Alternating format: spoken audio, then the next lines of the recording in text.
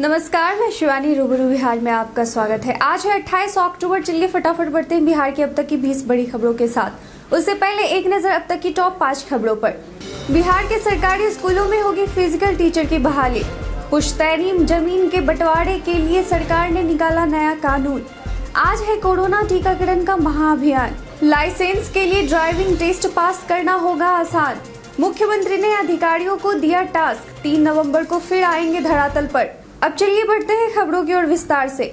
बिहार में सरकारी नौकरी की राह देख रहे युवाओं के लिए एक अच्छी खबर है। राज्य के प्रारंभिक विद्यालयों में शारीरिक शिक्षा और स्वास्थ्य अनुदेशक के पद पर बहाली का रास्ता साफ हो गया है। सूबे के सरकारी स्कूलों में 8,386 फिजिकल टीचर बहाली होने जा रही है। आपको बता दें कि पिछले 22 सितंबर को बिहार के मुख्यमंत्री नीतीश कुमार की अध्यक्षता में हुई मंत्रिपरिषद की अहम बैठक में 21 एजेंडों पर मुहर लगी थी, जिसमें ये एजेंडा भी शामिल था। तब फैसला हुआ था कि 100 से अधिक छात्र वाले प्राइमरी विद्यालयों में शारीरिक शिक्षा और स्वास्थ्य अनुदेशक की बहाली की जाएगी, जिसका रास्ता अब साफ हो गया है।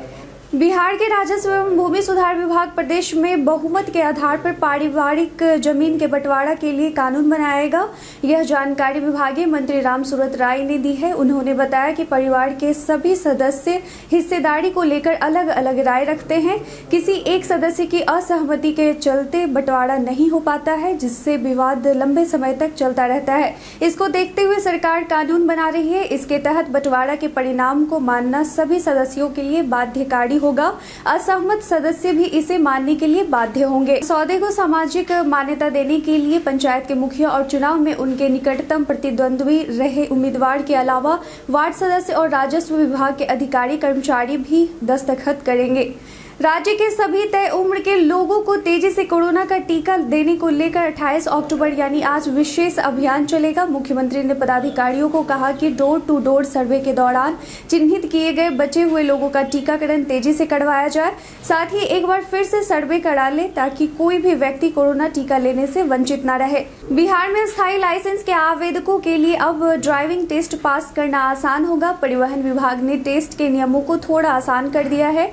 टेस्ट पास करने के लिए आवेदकों को वाहन चलाते हुए 2 बार अंग्रेजी का 8 बनाना होता है। इस दौरान जमीन पर पांव रखने पर उन्हें फेल कर दिया जाता था। अब आवेदक परीक्षा के दौरान 2 बार जमीन पर पांव रख सकेंगे। 2 बार पैर रखने पर उन्हें फेल नहीं किया जाएगा। बिहार के नेता प्रतिपक्ष तेजस्वी यादव ने बिहार विधानसभा उपचुनाव के बाद का भी प्लान सेट कर लिया है। तेजस्वी ने बीते दिन एक बड़ा ऐलान करते हुए कहा कि इलेक्शन के बाद पटना के गांधी मैदान में देश का सबसे बड़ा बेरोजगार रैली का आयोजन किया जाएगा।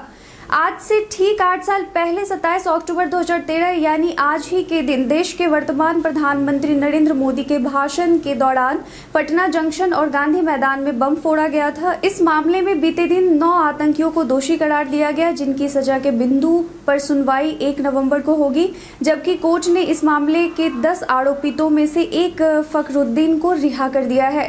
बिहार विधानसभा उपचुनाव से पहले महागठबंधन में अलगाव की लड़ाई के बीच कांग्रेस अध्यक्ष सोनिया गांधी ने आरजेडी सुप्रीमो लालू प्रसाद यादव से फोन पर बातचीत की। आरजेडी प्रमुख ने कहा कि सोनिया गांधी ने उनसे उनका हालचाल पूछा।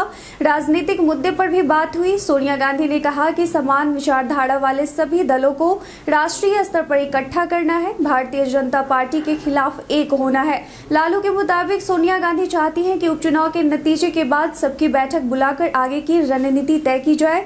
हालांकि सोनिया गांधी ने लालू यादव से फोन पर बात की। इस बात को कांग्रेस नेता खारिज कर रहे हैं।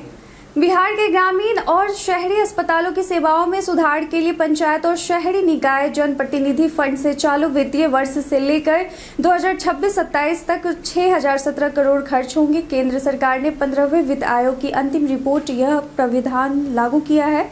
पंचायतों और शहरी निकाय क्षेत्र के अस्पतालों के निर्माण और सेवाओं के सुधार करने में इस राशि को खर्च किया जाएगा। 6 साल बाद किसी चुनावी सभा को संबोधित करने तारापुर पहुंचे राजद सुप्रीमो अपने पुराने अंदाज में विरोधियों पर हमला बोलते हुए नजर आए। उन्होंने कहा, केंद्र की भाजपा सरकार रेल, जहाज सब कुछ बेच दिया है, जबकि मैं रेल मंत्री था तो रेलवे को 5,000 करोड़ के मुनाफे में पहुंचाया था।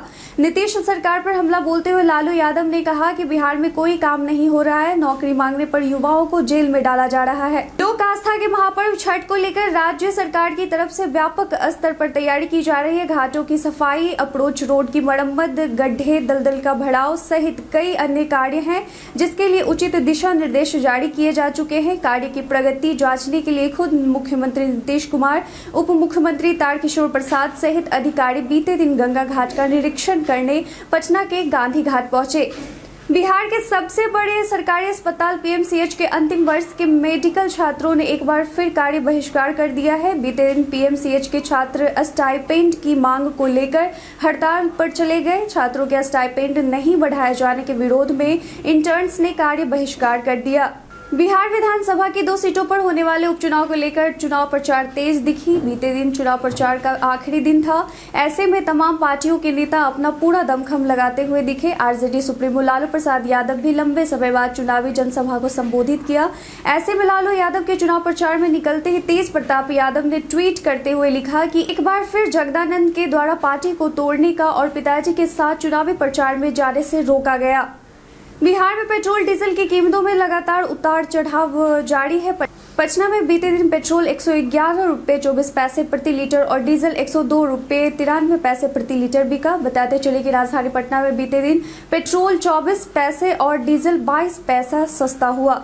राजधानी पटना के बाढ़ अनुमंडल के एनटीपीसी थाना अंतर्गत पड़ने वाला गोभी के लिए मशहूर ढीबर पंचायत में सैकड़ों एकड़ में लगी गोभी की फसल खराब हो जाने की वजह से किसानों को काफी नुकसान हुआ है।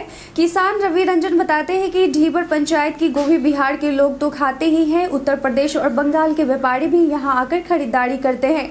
जुलाई और अगस्त से ही यहां गोभी होने लगती है, लेकिन इस बार फसल खराब होने की वजह से किसानों को बड़ा नुकसान हुआ है। यही वजह है कि गोभी के शुरुआती मौसम में ही किसानों ने खराब हुई फसल को नाले में डाल दिया। बिहार का अधिकतर क्षेत्र बारिश के दिनों में बाढ़ से ग्रस्त रहता है। उसी तरह भागलपुर का बीईसी कॉलेज भी बाढ़ का विभीषिका हर साल झेलता है, जिससे लाखों का नुकसान तो होता ही है, साथ ही छात्रों का पढ़ाई भी बाधित होता है। बाढ़ की विभीषिका देख बीईसी के इलेक्ट्रॉनिक्स एंड कम्युनिकेशन इंजीनियरिंग के अंतिम सेमेस्टर के छात्र आकाश सागर ने फ्लड डिटेक्शन सिस्टम तैयार किया है। यह बाढ़ के खतरे को समय रहते भाप लेगा। आकाश ने बताया कि इस डिवाइस के जरिए 15 मिनट से लेकर 72 घंटे तक का पूर्वानुमान बताया जा सकता है कि कैंपस में कितना पानी भर सकता है। बिहार की सियासत में अरसे बाद गरजने वाले राजद सुप्रीमो लालू प्रसाद यादव ने मुख्यमंत्री नीतीश कुमार को उनकी गोली मारने वाली टिप्पणी पर चुनावी मंच से जवाब दिया। लालू प्रसाद यादव ने नीतीश कुमार का नाम लिए बगैर कहा कि हम काहे किसी को गोली मारेंगे,